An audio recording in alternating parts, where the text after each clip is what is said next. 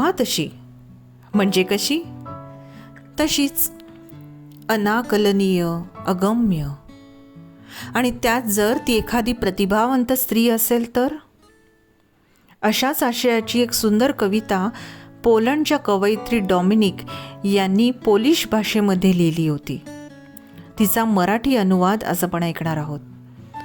वाचक स्वर स्मिता सैंदानकर. ऐकूया.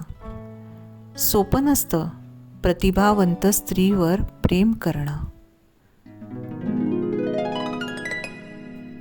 सोपं नसतं प्रतिभावंत स्त्रीवर प्रेम करणं. सोपं नसतं प्रतिभावंत स्त्रीवर प्रेम करणं, कारण तिला पसंत नसते जी हुजुरी. झुकत नसते ती कधी जोवर असत नाही नात्यांमध्ये प्रेमाची भावना. तुमच्या प्रत्येक हाला हा आणि नाला ना म्हणणं तिला मान्य नसतं, कारण ती शिकलेलीच नसते नकली धाग्यात नाती गुंफणं. तिला ठाऊक नसतं सोंगाढोंगाच्या पाकात बुडवून आपलं म्हणणं मान्य करवून घेणं. तिला ठाऊक नसतं सोंगाढोंगाच्या पाकात बुडवून आपलं म्हणणं मान्य करवून घेणं. तिला तर ठाऊक असतं बेधडक खरं बोलत जाणं. फालतू चर्चेत पडणं तिच्या स्वभावातच बसत नाही. फालतू चर्चेत पडणं तिच्या स्वभावात बसत नाही. मात्र तिला ठाऊक असतं तर्कशुद्धपणे आपला विचार कसा मांडायचा ते. ती वेळोवेळी दागदागिने, कपडे लत्ते यांची मागणी नाही करत. ती वेळोवेळी दागदागिने, कपडे लत्ते यांची मागणी नाही करत. ती तर सावरत असते स्वतःला आपल्या आत्मविश्वासाने. सजवत असते आपलं व्यक्तिमत्व ती निरागस स्मित हास्याने.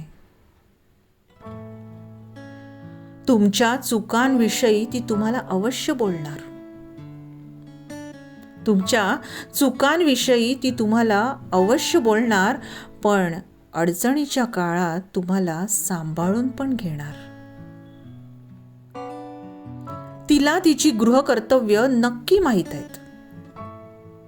तिला तिची गृहकर्तव्य नक्की माहीत आहेत, तसेच आपल्या स्वप्नांना पूर्ण करणं देखील.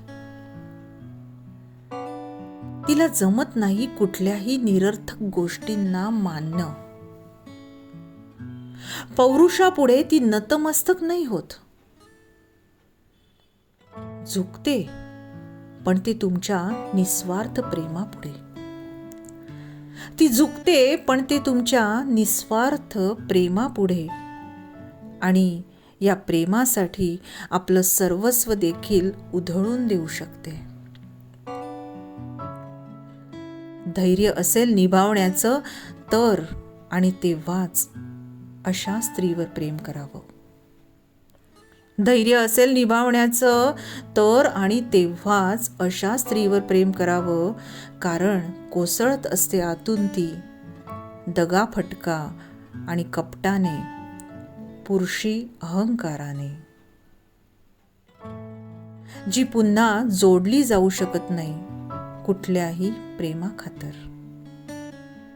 जी पुन्हा जोडली जाऊ शकत नाही कुठल्याही प्रेमाखातर. सोपं नसतं प्रतिभावंत स्त्रीवर प्रेम करणं.